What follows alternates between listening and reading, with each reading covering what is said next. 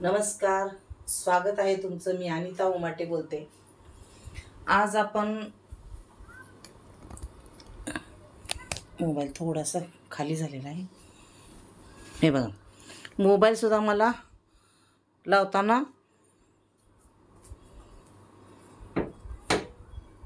बसत नाही. मोबाईल स्टँडला नीट बसला नव्हता. चला तर बघा, माझे व्हिडिओ तर तुम्ही सर्वजण पाहता आहे ना. माझे व्हिडिओ कसे असतात, मोटिवेशन असतं, रेसिपी पण असती, कॉमेडी पण असते. आणि माझे डेली व्लॉग्स म्हणजे पण मी व्लॉग्स बनवत नाही. 10 मिनटाचा वगैरे असं मी व्हिडिओ बनवते. त्याच्यामध्ये भरपूर काही मी तुम्हाला सांगत असते, बोलत असते, अनुभवाच्या गोष्टी मी बोलत असते तुमच्याशी. आणि डेली माझी लाईव्ह असते रोज संध्याकाळी 10 ते 12च्या मध्ये. थोडासा इकडं आणि इकडं उशीर होतो मला. तर मी रोज खाली वॉकिंगला जाते. असे भरपूर जुने ड्रेस घरामध्ये आहेत. तर हा एक नवीन नवीन नवीन म्हणायचं नाही, जुनाच आहे. तर कसं वाटतंय बघा हा ड्रेस. पाठीमागून असं हे आहे, लॉंग आहे आणि समोरून असं थोडंसं शॉर्ट आहे. तर असे ड्रेस आता मला वाटते दिसत नाहीत. कारण मी हा ड्रेस केव्हा घेतलेला सांगते तुम्हाला.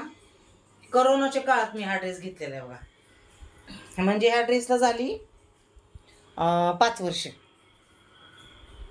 बरोबर ह्या ड्रेसला 5 वर्ष झालेली आहेत पूर्ण. तर तुम्हाला सांगते मी, मला ड्रेस घेतल्यानंतर ना तर असे जुने करू वाटत नाही. वाटतंय मला की नवीन नवीन ड्रेस असावे असे वाटते. कपाट उघडं राहिलं होतं. तर भरपूर असं मी मला वाटते की भरपूर मला ड्रेस असावे आणि अशीच नवीन राहावे असे वाटते. चला मग मी थोड्याशा गप्पा मारल्या अगोदर, व्हिडिओ सुरुवात करायच्या अगोदर थोड्याशा गप्पा मारावं म्हणलं तुमच्याशी. तर तुम्हाला सगळं मी रोजच्या रोज एक तरी व्हिडिओ टाकण्याचा प्रयत्न करते, पण जमत नाही मला कधी कधी. तुमचं जेवण वगैरे झालंच असं ना. आता काहीतरी 8:30-9 वाजले असतील. वॉकिंग झालं, आमचं जेवण वगैरे झालेलं आहे सगळं.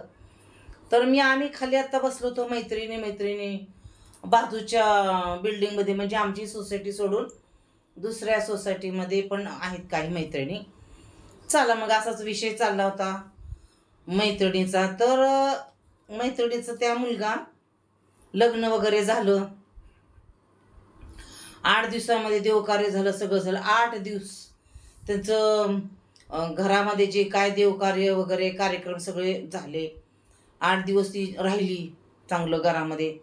8 दिवसानंतर ती पोरगी पळून गेली. काय चाललंय हे? लग्न झालेल्या बायका, मी सांगते तुम्हाला, लग्न झालेल्या बायका आज पळून चालल्यात. त्यांना एखादा मित्र असतो त्यांचा जुना, त्यांचा मित्र असतो आणि वडील आणि आई त्यांना नकार देतात की त्या मुलाशी लग्न करू नको, आम्ही ठरवलेल्या मुलाशी तू लग्न कर. त्या लग्न करतात, पण लग्न केल्यानंतर बघा म्हणते, तुम्ही माझं लग्न करायला ना मी पळून जाणार आहे म्हणून असं आईला सांगतात. पण आई तरी पण दुसऱ्या मुलाशी लग्न लावून देतात आणि परत त्या 8 दिवसांनी पळून जातात. जो पहिला आहे त्यांचा प्रियकर त्याच्यासोबत. किती पण चांगलं राहू द्या, जेव्हा तुम्ही लग्न करून जाता त्या घरातलं खूप छान असतं, प्रॉपर्टी असते, श्रीमंत, तरी सुद्धा ते ज्या मुलावर प्रेम करतात पळून जातात. तर असं करण्यापेक्षा तुम्ही ज्या मुलावर प्रेम आहे त्याच्यावर लग्न लावून देत जावा. तुमची मुलगी जर अगोदर एखाद्या मुलाशी प्रेम करते तर तुम्ही विनाकारण दुसऱ्या मुलाबरोबर लग्न करून त्यांचं घर उद्ध्वस्त करता तुम्ही. मग त्यांचं घर तुम्ही उद्ध्वस्त करता, त्यांच्या घरामध्ये असं सगळं रडवता तुम्ही त्या लोकांना. झालं ना, बायको पळून गेली, सून पळून गेली म्हणजे काय करणार हो? हसणार का? रडणारच ना. पण तशी वेळ सुद्धा तुम्हाला येऊ शकते, हे पण लक्षात ठेवा तुम्ही. कारण आपल्या मुलीचं अफेअर असतं तरी सुद्धा तुम्ही आपल्या मुलीचं दुसऱ्या ठिकाणी लग्न लावून देता. आणि नंतर सुद्धा काय ठिकाणी मुलगी लग्न होऊन गेल्यानंतर सुद्धा मोबाईलमध्ये सुद्धा तिच्या चॅटिंग करत असते. ते पण घरातल्या लोकांना दिसतं. परत भांडणं होतात, पण काही हे करून सोडून देतात. तरी सुद्धा ती मुलगी चॅटिंग करत असते. फोनवर बोलत असती, अशा खूप घटना घडते. तर हे चुकीचं आहे. तुम्ही एकतर त्या मुलाशीच लग्न करू शकता. दुसऱ्याच्या घराचं वाटोळ करू नका, दुसऱ्याच्या मुलाचं वाटोळ करू नका, कारण तुम्हाला देव कधी सुखी ठेवणार नाही. असं खूप ठिकाणी घडले. परवा बघा आता बिहारमध्ये जावयाबरोबरच गेली पळून. मुलीचं लग्न ठरलेलं असतं, मुलीचा नवरा घरी ये जा ये जा ये जा करतो. काय गरज आहे ये जा करायची त्याची? गरजच काय फोनवर सासूला बोलायची? आणि फोनचा वापर तरी किती करावा? गायबानं अरे तेवढं पुरतं तेवढं बोला ना. अर्धा अर्धा तास कानाला फोन लावून बोलता, व्हिडिओ कॉल काय करायचं? हां, हे बघा त्याचं फळी आलं. व्हिडिओ कॉलमधून सगळं दाखवायचं, काय करायला मी काय नाही. अरे ह्याच्या असा जर वापर केला तर असंच होणार. तर मग ती सासू आणि जावई गेले पळून. त्यांना आणलं पोलिसांनी शोधून. तर ते काय म्हणतात, नाही म्हणतात आम्ही लग्न करणारच, आम्ही आमचं मूलसुद्धा होऊ देणार. म्हणजे लोकांची मेंटॅलिटी अशी झालेली आहे, घडलेली आहे. फॅन बंद करते बघा, फॅन फिरलेलं दिसायला लागले इथं. हे बघा फॅनचं हे दिसायला लागले ना थोडं थोडंसं. फॅन बंद केलाय मी. तर आपली मुलगी प्रेम करते, त्याच्याशी लग्न करत जावा तुम्ही. मी ना कारण तुम्ही दुसऱ्याला त्रास देता. चालू झाला एसी. गरम व्हायला लागले, बहुतेक पाऊस येते काय किंवा वाटायला लागले. असं थोडंसं मध्ये बोललं तर काय म्हणतात आपले सबस्क्रायबर, अरे तुम्ही मध्ये दुसरं काय बोलता म्हणे. अरे बोलू शकतो ना मी मध्ये, असं काही नाही आहे है ना. शेवटी आपलं हे संसार आहे, घर आहे, चार गोष्टी बोलू शकतो इकडच्या तिकडच्या. गरम व्हायला वगैरे असं म्हणू शकतो ना आपण. तर प्रत्येक ठिकाणी असं घडायला लागले. लग्न होऊन येतात, काय करा 2-2, 3-3 मुलं पण होतात, ते पण सोडून जातात, पळून जातात. कोणतरी एखादा बेतय गट्ट्या आणि चल बाई माझ्याबरोबर, कारण त्याचं लग्न झालेलं नसतं. 3 लेकरं तर 3 लेकरं, चल झालं. मग त्याला 2-3 वर्ष वापरते, 4-5 वर्ष वापरते, ती देते सोडून. आणि परत ती म्हणते मी येऊ का हो, मला त्या प्रियकरांनी सोडून दिलं. अशा सुद्धा घटना घडतात. तर आपण काय करावं लागल, एक आपली डोक्याचं जे आहे ना मेंदू, त्याचा वापर करावा लागल. जेव्हा तुम्ही सून घरात करून आणताना, त्या सुनेचा बॉयफ्रेंड आहे का, तिचा अफेअर आहे का, कसून चौकशी करत जावा. आणि मुलगा जरी प्रेम करत असला तर त्याला बी सांगा, हो तुझी बायको अगोदर प्रेम करते का बघ कोणाशी, मग लग्न कर. आणि आईबापाने सुद्धा, जरी सुद्धा तुम्ही एखादं सून शोधत आहे तर तुम्ही सुद्धा तिची कसून चौकशी करा, कारण नंतर पश्चाताप होतो. अफेअर असतं तिचं, सारखं सारखं लग्न झालं सुद्धा बघा माहेरी जात असत पोरी, तेव्हा सुद्धा ओळखून घ्यायचं की हिचं अफेअर आहे म्हणून ही माहेरी जाते. आणि काय काय घरामध्ये आई पण साथ देते यांना. 100% खरं आहे हे. उगीच चर्चा होत नसती, है की नाही. जिथं आग असते तिथं धुवा उठतो का नाही सांगा बरं मला ना. मग उगीच आपलं काय पण खरं आहे सत्य. तर मला धक्का बसला की मैत्रिणीचा मुलगा, बाई म्हणलं 8 दिवसामध्ये सून, अक्षरशः सून पळून गेली घरातून. सोनं घेतली, जेवढं लग्नामध्ये घातलेलं तेवढं सगळं सोनं घेऊन पळून गेली ती. मग नंतर आता चौकशी केल्यानंतर समजले की तिचा पहिला प्रियकर होता, त्या प्रियकराच्या जवळ गेली ती. तो पण प्रियकर म्हणतो मी प्रेम करत होतो, हिच्या आई वडिलांनी जबरदस्तीने लग्न केलं. काय बोलाव आता ह्यांचं, ह्या पोराला परत बायको बघा दुसरी, परत लग्न करा दुसरं. एक तरी त्या पोरीला लग्न करायला एवढा कष्ट लागलेला असतंय, खर्च झालेला असतंय आपला. तुम्ही सांगा बरं काय करायचं आता त्या घरातल्या लोकांनी. म्हणून जेव्हा तुम्ही मुलाला नावं ठेवता तेव्हा आपली सुद्धा मुलगी काय आहे, कशी वागती ते पण बघत जावा. प्रत्येक वेळेस काय करते तर मुलीकडची लोक त्या जावायलाच नाव ठेवतात. सगळे जावाई तसे नसतात, सगळ्या जावायला नाव ठेवतात. तुम्ही असंच करता, तुम्ही काम करून घेता, लुबाडता मला, अरे अनेक प्रकारचे नाव ठेवतात. प्रत्येक वेळेस एका हाताने टाळी वाजत नसते, हे लक्षात ठेवा. स्वतःच्या मुलगीच्या गिरेबानमध्ये झाकून बघा काय तुमची मुलगी. हे बघा आता समोरच आहे उदाहरण. मग त्या मुलीचा बाप म्हणायचं मी असं करीन, मी तसं करीन, मी असं करीन, मी असं करीन. मी सांगत नाही आता, घडलेल्या वस्तू, घडलेल्या गोष्टी, मी असं करीन, मी तसं करीन. दुसऱ्याच्या अंगात काही ताकद नाही काय? खेळ आहे हा. तो अशी केलं ना आम्ही असं असं असं असं करून टाकू, असं समजलं का? हे असं असते. मग ज्यावेळेस तुम्ही असं बोलता त्यावेळेस समोरचं माणूस चिडतो ना. तर विनाकारण कोण चिडायला लागले? गरज काय पडली चिडायची? तुमची मुलगी गेली पळून, काय करणार आता? बघा ना कुठे पळून गेली कुठं नाही. हे घडा लागले. 8 दिवस सुद्धा टिकणात संसार. आता विचार करा. अगोदर 40-40, 50-50, 60-60 वर्ष लोकांचे संसार टिकायचे. असं नव्हतंच. पळून जायची कॅपॅसिटीच नव्हती लोकांच्या मध्ये.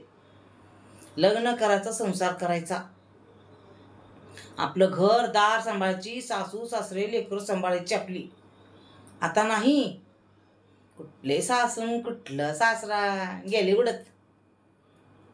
कारण ह्याला जिम्मेदारी कोण आहे? संस्कार, आई वडील. आई वडिलाचे संस्कारच तसे नाही तर पोरगी कशी नांदल हो तुमची? 11-11 स्थळपान करायचं, भांडणं करायची, निघून जायचं. घरात लोकांना न सांगता निघून जातात. मग ह्यांना सांगत नसेल.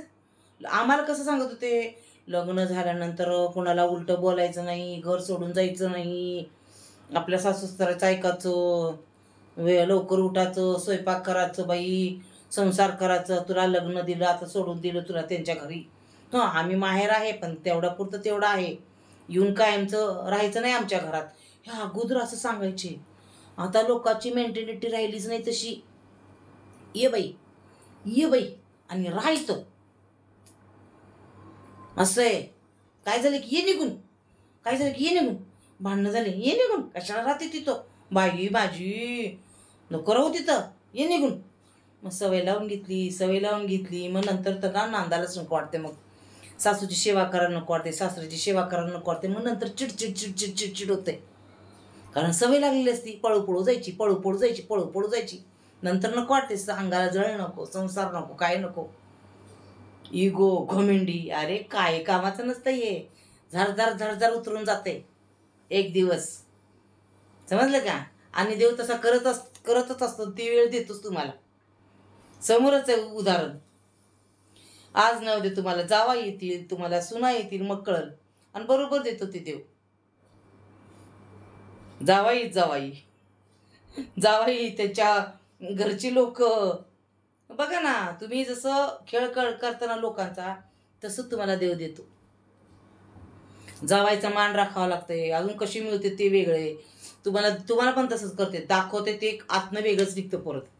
मग तुम्हाला आठवतं, अरे बापरे आपण आमच्या पोरीचं असंच केलं, आमची पोरगी आधीच अशी बिघडलेली आणि आमच्या पोरीला आम्ही लग्न करून दिलं आणि नंतर आम्ही त्या लोकांना त्रास दिलो. 100% तुम्हाला सुद्धा पोरी दिले देवानी, त्यांच्या बाबतीत सुद्धा असं बिद्रमध्ये घडू नये, पण ते देव घडवतो. बघा तुम्ही, बरोबर आहे. परत फेडायचं. वरबीर जाऊन नाही, आता इथंच परत फेड करायचं आहे. समजलं का? तर आज खूप दुःख वाटलं आणि वाईट पण वाटलं की लोकांची खरंच एवढं म्हणजे मानसिकता बिघडलेली आहे. मानसिकता. लोक संसार करायला नको म्हणतात, 8-8 दिवसात पळून जातात, लेकरांना टाकून पळून जातात अक्षरशः. कारण पुरुष भांबवलेला आहे. पुरुषांचं लग्न जमत नाही. त्यांना काय 3 लेकराचे आहे, काय 4 लेकराचे आहे, काय मुलीचं लग्न झाल्यानंतर आज जवान मुलगी सोडून त्या मुलीच्या आईला पटवतात. विचार करा तुम्ही. अशी लोकांची मेंटॅलिटी झालेली आहे. त्याच्यामुळं सगळ्यांनी विचार करून वागा. आता बघा युद्धाचं तर साम्राज्य पसरायला लागले. आता तर युद्ध होणार म्हणे, काहीतरी ते ब्लॅक हे करणार म्हणे, लाईटीच बंद करणार म्हणे सगळं एक दिवस. पुणे शहर सुद्धा एक दिवस ज्या त्या टायमाला आपाप सगळं लाईटी बंद होणार, वरूनच होणार, आपण करायची गरजच नाही आहे. असं व्हायला लागले. तर घर सोडू नका.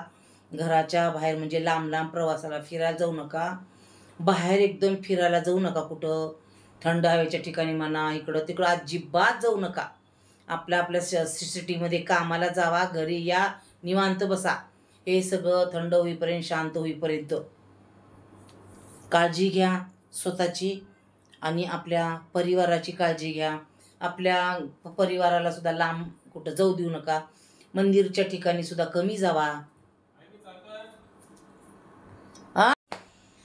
चला मग मी इथं व्हिडिओ संपवते, कारण खूप काय आहे बोलण्यासारखं, खूप काय आहे सांगण्यासारखं.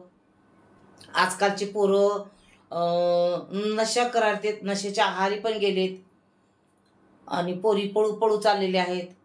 त्याच्यामुळं तुम्ही सावध राहा. आणि आपलं आयुष्य तेवढं नाही आहे, आता खूप कमी आहे. जेवढं आयुष्य आहे ते देवाने दिलं तेवढं चांगलं जगायला शिका.